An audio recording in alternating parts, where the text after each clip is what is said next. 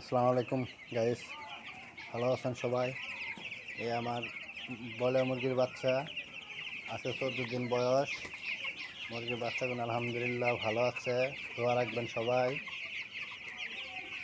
আমি এক হাত দিয়ে খুবই পরিশ্রম করতে পারি। আমি আগের দিনে যেগুলো সুস্থ ছিলাম, আগের দিনে আমি ভালো পরিশ্রম করতে পারতাম। 2-3 জনের কাজ আল্লাহর রহমতে আমি একাই করতে পারতাম। দুর্ভাগ্যক্রমে একটা অ্যাক্সিডেন্টে আমার এক হাত হারানো গেছে, পঙ্গু হয়ে গেছে। আমি কী করবো, কষ্টে একটা কপালে লেখন জায়গাতে। যাক আলহামদুলিল্লাহ, আল্লাহ পাকে যে বাঁচিয়ে রাখছে এতে আমি লাখের শুকরিয়া আল্লাহ কাছে। ওরা আমার রিজিক দেওয়ার মালিক, নেওয়ার মালিক, দেওয়ার মালিক সেই আলহামদুলিল্লাহ। আল্লাহ পাকের কাছে আমি এক হাতে পরিশ্রমের ফল আল্লাহর কাছে আমি প্রার্থনা জানাই। সবাই দোয়া রাখবেন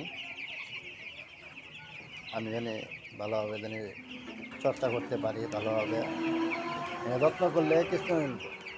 এত কষ্ট করুন, এত কৃষ্ণ মিলব। দোয়া রাখবেন। আজকে মুরগির বয়স 14 দিন।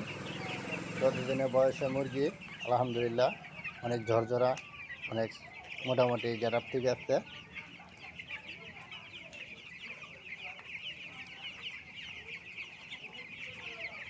মুরগি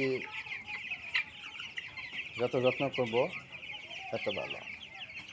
আমাদের মুরগিগুলো মোটামুটি আল্লাহর রহমতে মুরগিগুলো সুস্থ আছে, দেখতে পারতেছেন। এত চঞ্চল মুরগির বাচ্চা সচরাচর ফার্মালায় বানাতে পারে না। যারা অভিজ্ঞতা লোক, যারা বুঝে, তারা করতে পারে।